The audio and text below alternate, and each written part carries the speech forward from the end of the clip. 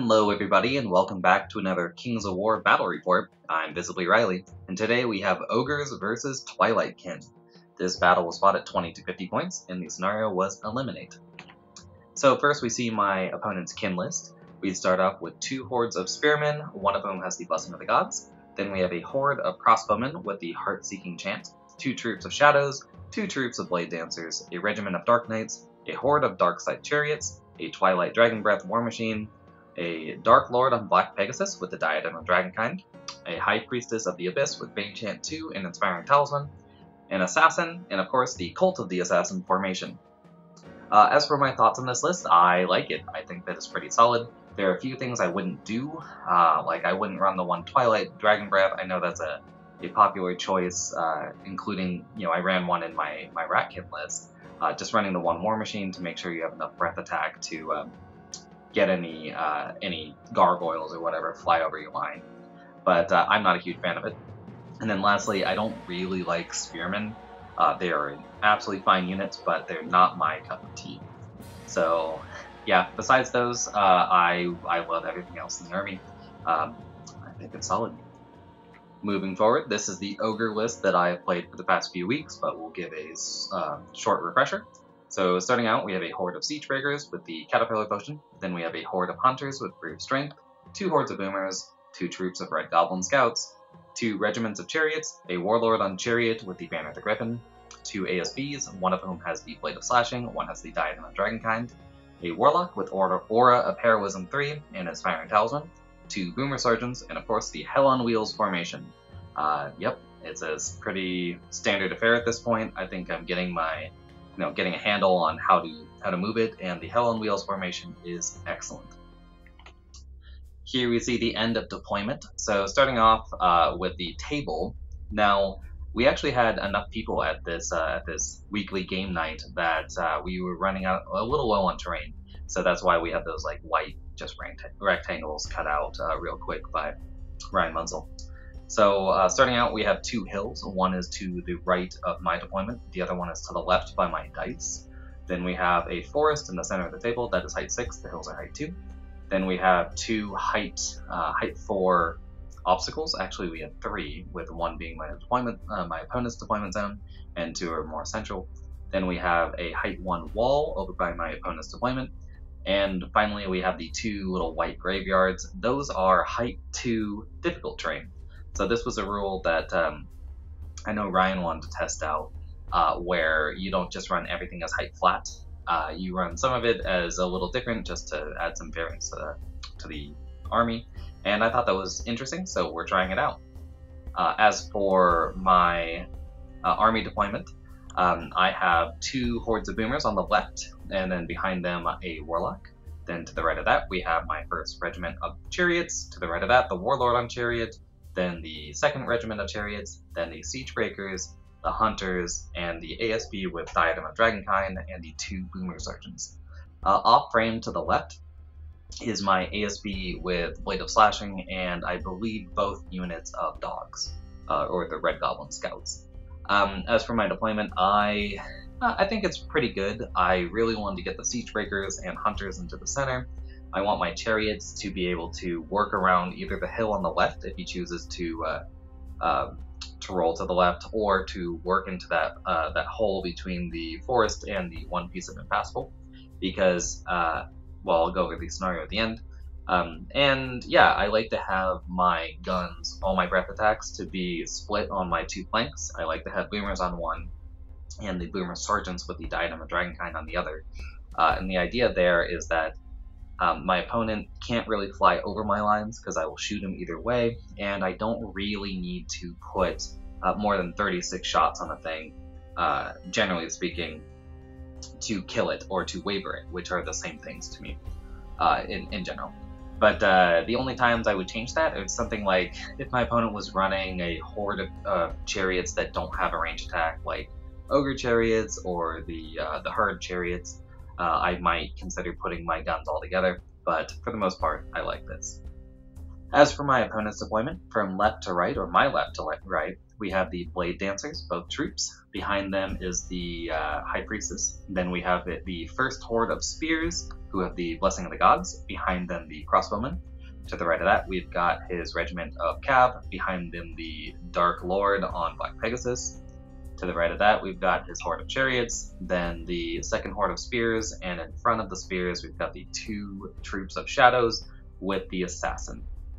Now, quick note, my opponent actually brought 6 of those Games Workshop Dark Elf chariots to the battle, but they hang over so much that he couldn't fit them on there.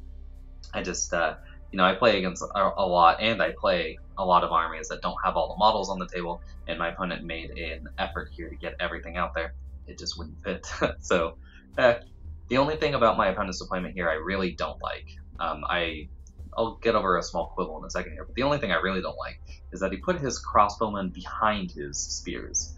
Crossbowmen, especially elven crossbows, or elven archers, are really important. It's really important that they get that first turn of shooting.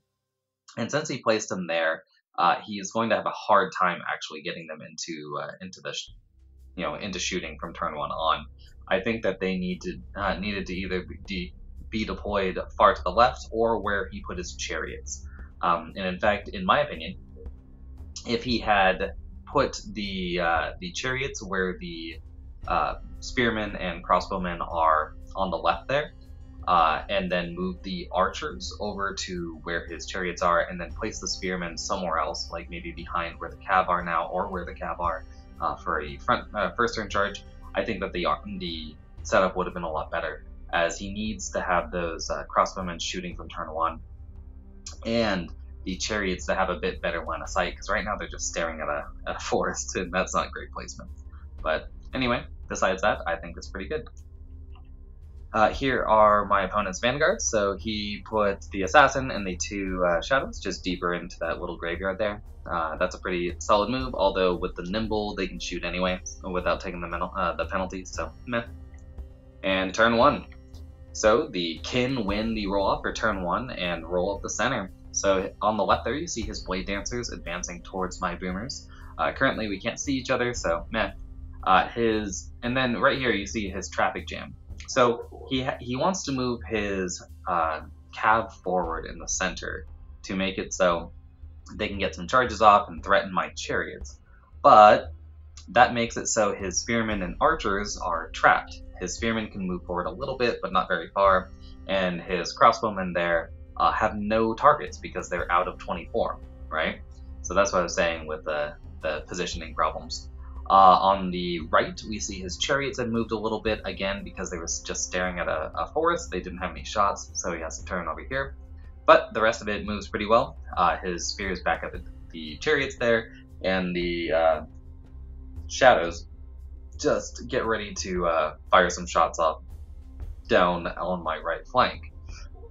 Now, with his shooting, his shadows all shoot at my hunters here. Because again, I did forget to talk about this. I'm going to roll a few pictures back. Eliminate real quick. Let's talk about the scenario. So in Eliminate, you have a bounty on your 3 most expensive units. For me, that is the Siege Breakers, the Hunters, and one of the hordes of Boomers over there. They are identical. And when you have equal point units, your opponent gets to choose. So he chooses my far left Boomer unit. So those are the units that if he kills them with ranged, he gets 1 victory point. If he kills them in melee, he gets 2 victory points. And lastly, there are 2 victory points for dominating the center of the field, which we've marked with that red D10. So if you dominate, you add up all the unit strength at the end of the game within 6 inches of that center. The person who has the most there wins it. As for my opponent's bounties, they're on his 3 infantry hordes, the crossbowmen and then the 2 spearmen. So that's what we're trying to do this mission. So rolling back, my opponent puts all of his shadow attacks into my hunters. That's a pretty good bet. They're only defense 4, and right now they're only at 15-17, and they're worth a bounty token. So yep, seems like pretty solid shooting there. Puts 6 wounds on them. And yeah, here he only has the chariots to shoot and chooses to shoot at my warlord.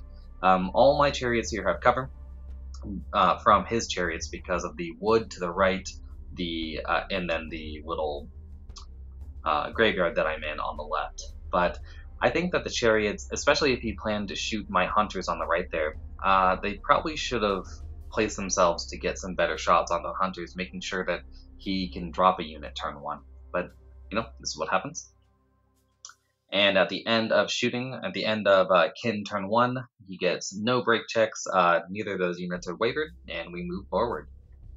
So, here is the classic Ogre turn 1, everything goes forward. My Siege Breakers and the Hunters just roll up into the woods there. The Hunters decide to not move their full 12 because I want to keep up with the Siege Breakers. So they back up a little bit, not quite 2, because I never want my units to be just on a flat facing. It allows too much, it's too easy to get charges that way, so they're slightly off. On the right, I move my Boomer Sergeants and the ASB forward 6 because he has mistakenly decided to move his shadows within 18 inches of them. So yeah, that's unfortunate. I'm going to get some breath attacks there. In the center, my chariots just move forward a little bit. I'm out of charge of his chariots, but in charge of his cab. And I really just want, if his cab charge in, I don't think they can take one of my chariot regiments, not with the rally up. So that's the idea there. And on the left, yeah, you can see my dogs move forward, and I've created a little bit of a choke point for his Blade Dancers, because his Blade Dancers cannot get past my front dogs there to charge anything. Due to them not having nimble. And then I've also put them close enough to the rock that no troop can fit through there. So if he wants to charge anything with the Blade Dancers, he'll have to charge the dogs. And if he charges the dogs, I will probably just light him up with those boomers. So, yep. And I moved everything else as far forward as it could. My Warlock stays back a little bit just to make sure that he can cast Aura of Heroism this turn. And with shooting, I think I put 4 or 5 wounds with all 3 of these guys into those front shadows and get a waiver, so that's great. And with the rest of my shooting, I end up getting Aura of Heroism 2 on my center boomers to spread that bubble around a little bit. And this is the end of turn 2. So we're facing off on the left with Blade Dancers and facing off on the right with all of his cab and chariots. So, well, we'll see what happens. Turn 2. Oh, this is a bad picture, so let's just roll forward. So turn 2. My opponent decides to move forward with his Dragon Breath because just because I could, when I move forward to get some breath attacks onto those shadows, he now has a breath attack with his little War Machine there. His Assassin, which you can see is slightly to the right there, has charged into my ASB with the Diadem of Dragonkind. That's a solid charge, turning off my range attack. And his Spears, in a great maneuver, have walked just directly over his Darkside Chariots because they were rocking butt to butt, or front to butt there. And he can just roll right in front, so the Chariots shoot over the Spears, and the Spears just get ready to get charged. With his shooting, the Chariots plus the archers who actually, or the crossbowmen, who got to shoot this turn as opposed to last, put 8 wounds onto one of my chariot regiments. And what's funny here is I think all of that is the crossbowmen who move forward, who are taking that -1 for movement, and I think taking a -1 for cover, so only on 6s, still deal 8 damage, so just a really deadly unit there. With his shooting, his Dragon Breath does 1 wound to my ASB, with his combat, the Assassin does 1 wound to my ASB and waivers it, so yeah, that's what happens. The Dragon Breath shooting shot into one of my Boomer Sergeants, and unfortunately for my opponent, does 0 wounds. Over here, yeah, his cab had charged into my Chariot Regiment and do 11 wounds, so yeah, they definitely hurt. But that's not that unlikely, right? That's they've got, I think, 18 attacks, so they get around 15-ish hits, right? And then with their wounds, they're wounding me on 2s, so, I think I got a little lucky there. I guess he only gets 12 hits. He doesn't have Elite, he has Vicious.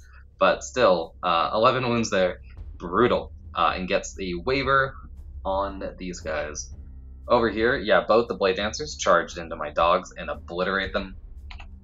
And, oof, so many blurry pictures. Let's talk about the overrun on the left. My opponent overruns with one of the Blade Dancers forward to sort of lock me in place, while the other one turns the face a little bit just to make it so the dogs can't get past and charge any of his characters back there, because as I said before, his High Priestess is right there. So, here's a better picture. I could have just done this. So yeah, you can see what I'm talking about, and this is the start of turn 2 for the Ogres. So I charge into, on the left there, I charge into the flank with my boomers onto his Blade Dancers because they overran just a little too far. And while it looks like my ASB with the hammer there, that guy right in front of my Warlock, is just standing there, he is actually charged into the Blade Dancers as well, but given that he is a pewter model, he would crush those puny $6 a model elf witch models, so I just put him up on the hill. But he also charged in with the boomers to lend some aid. I send my second unit of scouts into the other Blade Dancers, hoping to just get lucky there, as their nerve isn't all that high. And in the center, my chariots that took 7 wounds from the crossbow shooting them charge into the flank of his cav, while the other ones just back up a little bit. And ooh, it looks like I missed this. Sorry, my hunters are gone. So his dragon breath there, and the dragon breath and the chariots. As I said before, the chariots didn't do any wounds to my chariots, and it's because he shot into my hunters and wiped them out. So important point that I missed there, and really important because when he moved his spearmen forward, I had a perfect flank charge onto those spears. So yeah, unfortunate that the hunters are gone, but it is what it is. Off on the right, I move my boomer sergeants over to the impassable piece of terrain and walk with my ASB back. My warlord just sort of sits there to, I don't know, maybe charge the assassin.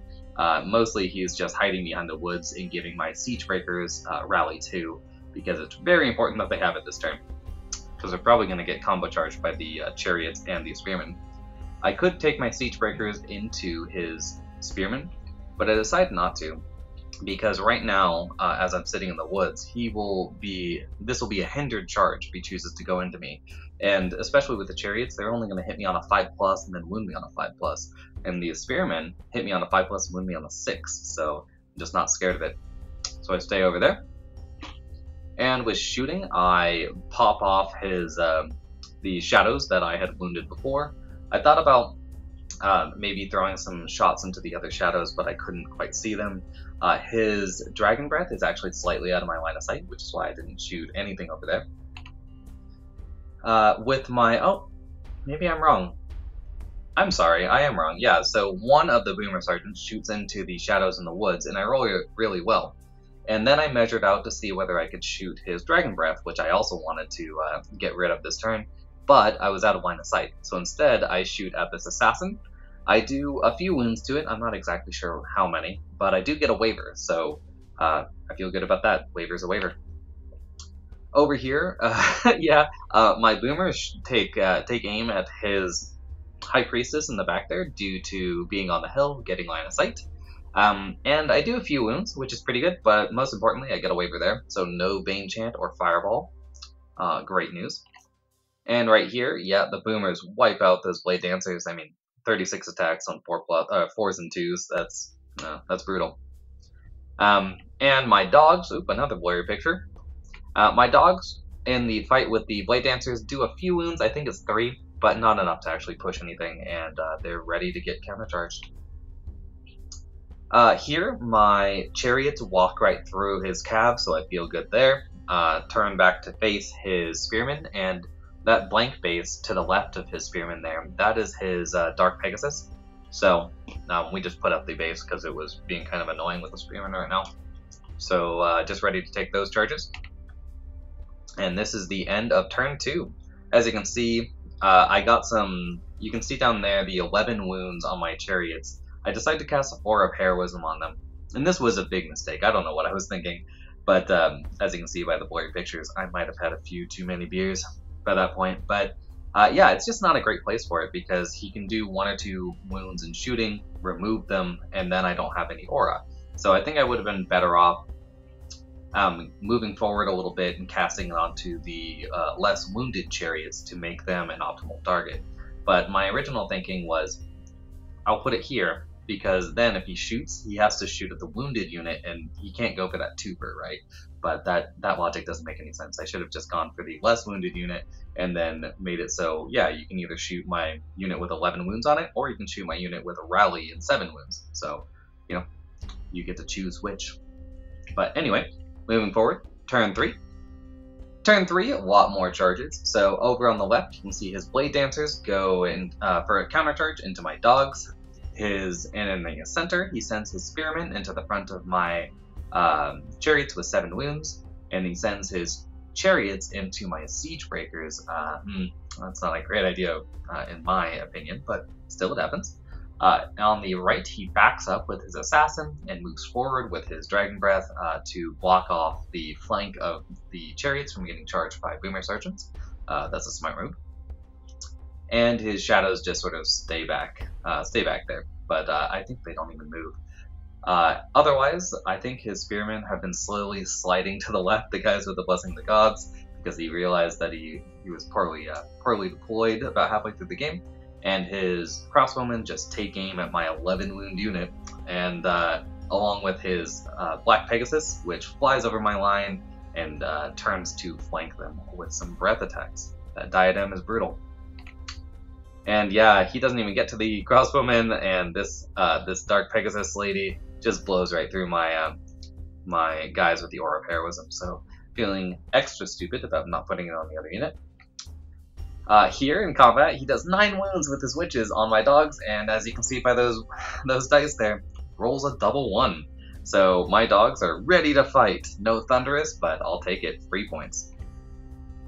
Here, yeah, his spearmen. I don't think it was that unlikely that he kills off my chariot or my chariot regiment, because they're only a 14-16 right there.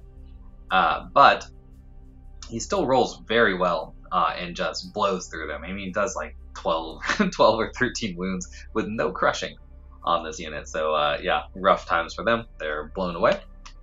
And his Darkside Chariots, I don't even think they wound my Siege Breakers, so nothing happens there.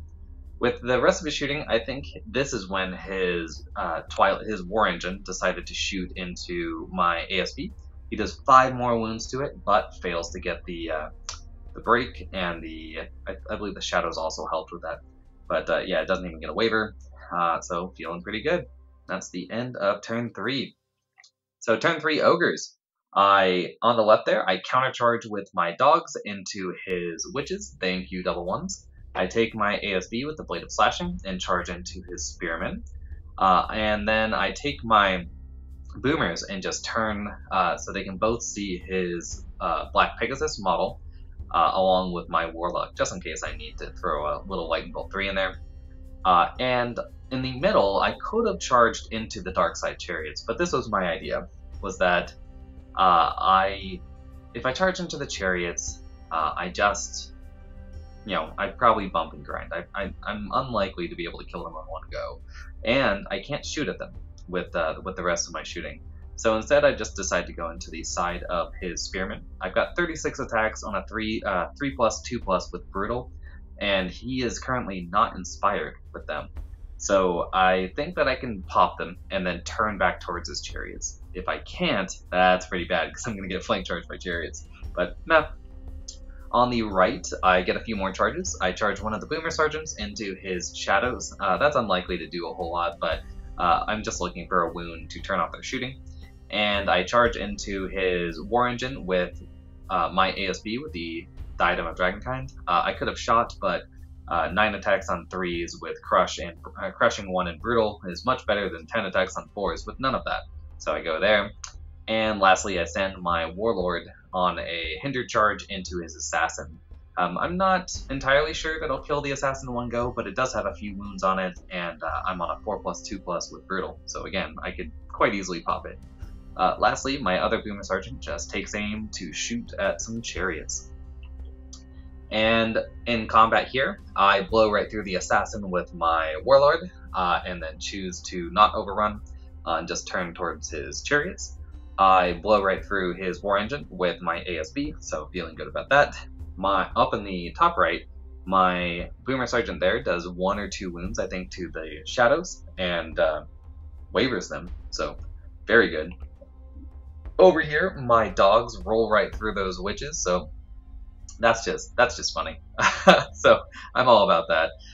And I'm sorry, my ASB didn't charge into the spearman. He charged into the high priestess that my opponent had mistakenly left in front of the spearman. She already has 5 wounds on her. So yeah, I think that's just a small mistake, forgetting about it. So next picture, yeah, he rolls right through that lady and charges into the spears. I do a few wounds. I think I do two wounds to these spearmen, and do not get the boxcars to waver them. So they are blocked up. And here, yeah, I do 23 wounds to those spearmen with 36 attacks, 23 wounds, but I double won it. So yeah, I've double won this. Those chariots are on my flank. He could countercharge me with the spearman as well. That is, all kinds of bad. But you know, he double won earlier. I'm gonna get a double one. So, and that is the end of turn 3. Moving forward, this is the start of turn 4. So I forgot to take a picture of the die, but he charges on the left there. He charges his spearman into the front of my boomers, just looking to get a twofer. Charges the chariots into the flank of my siege breakers. Now he is hitting me on a 5+ and only wounding me on a 3+. But yeah, that's still not good for me. Oof, that's really bad. But you know, happens. His crossbowman right now, he's just measuring to see their line of sight. I think they end up moving a little bit to shoot at my ASB. And lastly, the spearman that got charged by my ASB with the blade of slashing, just countercharge into him.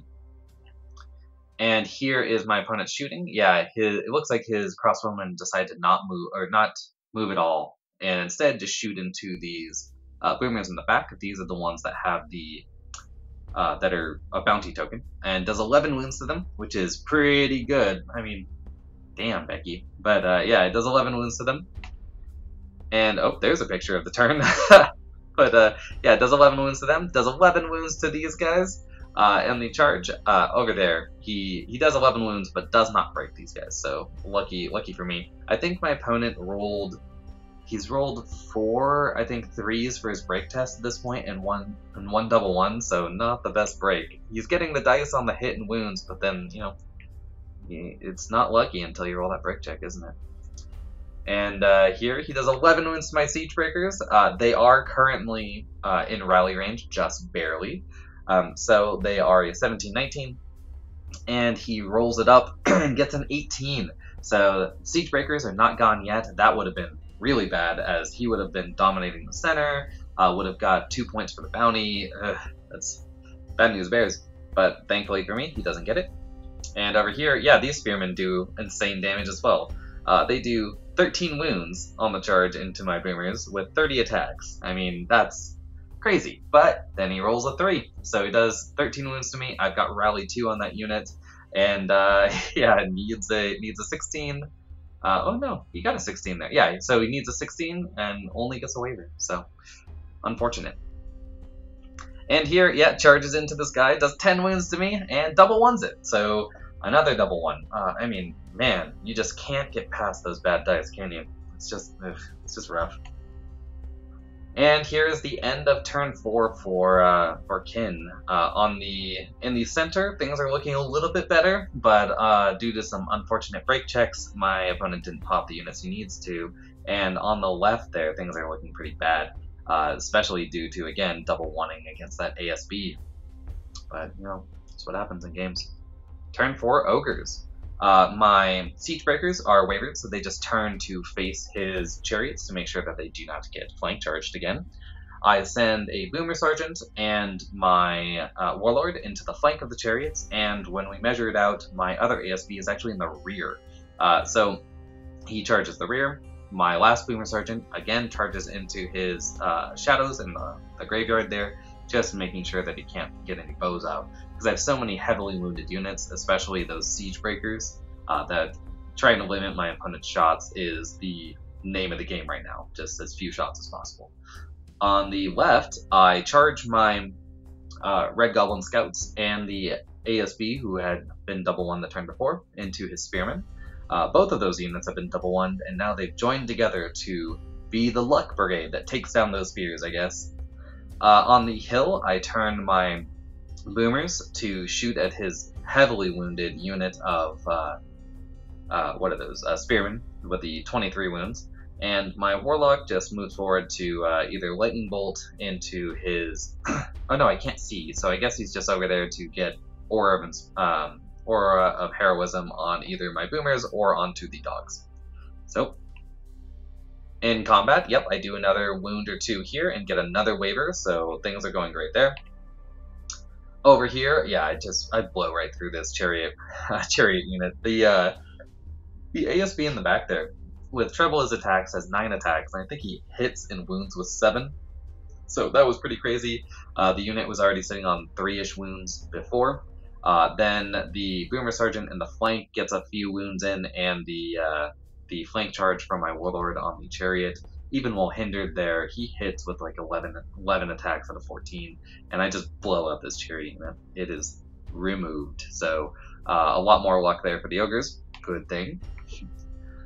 And here, yeah, it looks like I did cast Aura of Heroism on the dogs, and this is where I got the Aura of Heroism correct, which is both those units are heavily wounded. I don't want him shooting at the ASB, but if he shoots at the ASB, I will have Rally at least, and if he shoots at the dogs to get rid of Rally, they will have Inspire from the ASB, so split the wounds there. I do a few wounds to the Spearmen here, but not enough to get a waiver, and move forward to turn 5. Oh, I'm sorry, with the shooting, which I keep apparently forgetting to take a picture of, the Boomer shot into his 23 wound unit of Spearmen. I don't do too well, but I do a couple more wounds, and I don't roll double ones that time, so they are removed. On turn 5, my opponent again charges his Spearmen into, I believe, the ASB this time, and he doesn't have a whole lot else to do, so his crossbows take aim, trying to take down my Siege Breakers, and his Shadows just get ready to be charged by a Boomer Sergeant again. With my Overrun on the right there with my Warlord on Chariot and the Boomer Sergeants, I decide to just get as close to his archers as possible, or his crossbowmen as possible, because I want to get some charges going. With my opponent's shooting, he does 0, it looks like, yeah, he does 0 wounds to my Siege Breakers, which is very fortunate for me, and yeah, because it leaves me still holding the center, while the Spearmen, I believe, kill off my ASB with the Blade of Slashing. And here we see turn 5 for Ogres. I charge my Warlord on Chariot into the flank of the Spearmen. Now, the idea here was already hindered being in the woods, so I might as well be hindered charging over a wall. Go in there. My Boomer Sergeant and ASB with the Diadem of Dragonkind take aim at his unmolested crossbowman, just hoping to get lucky there. My last Boomer Sergeant charges into his Shadows, again trying to remove them this time. And my dogs charge into the front of the Spearmen, and the Boomers just move forward because all the units down there are pretty heavily wounded to the Siege Breakers, and one of the Boomers are at 13, while the Loot Boomer, or the Bounty Boomers are at 11. My idea here is that I just have 3 units that are heavily wounded. He can only shoot 1 a turn, assuming that I get rid of those Shadows soon, and I want to be able to move the other one onto the token. Because right now I have 2 points and my opponent has 1 point, because I killed a unit in combat and he killed the unit with shooting. So, yeah. At the end of at the end of combat, I do a few more wounds to, I think I only do like 1 wound to his crossbowman, but that's okay. I do 0 wounds to the Shadows, so that's unfortunate. And with the Spearman, I thought I removed the Spearman this turn, but maybe I didn't. And we move forward to turn 6. So turn 6, yep, I didn't remove the Spearman. I do waiver them, I want to say. But yeah, turn 6, he takes aim with his crossbowmen. Now it looks like they can't see, but there was a small sliver that they could see past my Warlord. He takes aim onto my Siege Breakers and kills them off, leaving the center uncontested. And takes his Shadows and tries to get a countercharge onto my Boomer Sergeant, but does 0 wounds. So, meh. Turn 6 Ogres. So turn 6 Ogres, I move one of my, yeah, you can see it here. I move my siege breakers, the guys with 13 wounds, to take the center, while moving my ASB with the Diadem Dragonkind and the Boomer Sergeant to get some more shots on his crossbowmen. And I go for a double flank charge onto his spearmen, who are heavily wounded now, on like 12 or 13 wounds. I get a flank charge with my Warlock and another flank charge with my Warlord on Chariot, who has completed now one charge this game where he has not been hindered. So kudos to him. My Boomers also has some shots onto his crossbowmen. The idea here is just to remove them from the table. And at the end of shooting, they do just that. They pop the crossbowmen off. My Boomer Sergeant just decided to shoot at the shadows this turn because I didn't really care about them shooting anymore. And he removes them as well. And we move on to combat. And yeah, I end up popping those spearmen for a complete tabling of my opponent, which is unfortunate because this game was actually pretty close, with the exception being that my opponent just kept rolling 3s on his break check. But he was rolling incredibly for his hits and wounds, so maybe it balanced out. I mean, double 1s is still a bad rule, but and by bad rule, I don't mean we shouldn't have double 1s. I mean that you shouldn't be able to charge when you have double 1s. But anyway, at the end of this game, it ends with my opponent having 1 point for killing... Oh, I'm sorry, no, he has 2 points. He has killed my Siege Breakers and my Hunters, both of which was shooting, while I have killed his Spearmen, Crossbowmen, or both the Spearmen with... No, one of the Spearmen and the Crossbowmen was shooting, and his other Spearmen with combat. So I'm sitting on 4 points there, and then I have the center objective as well for a further 2. So it is a 6-2 victory for the Ogres. I hope you guys enjoyed this, and I'll see you next time. Bye!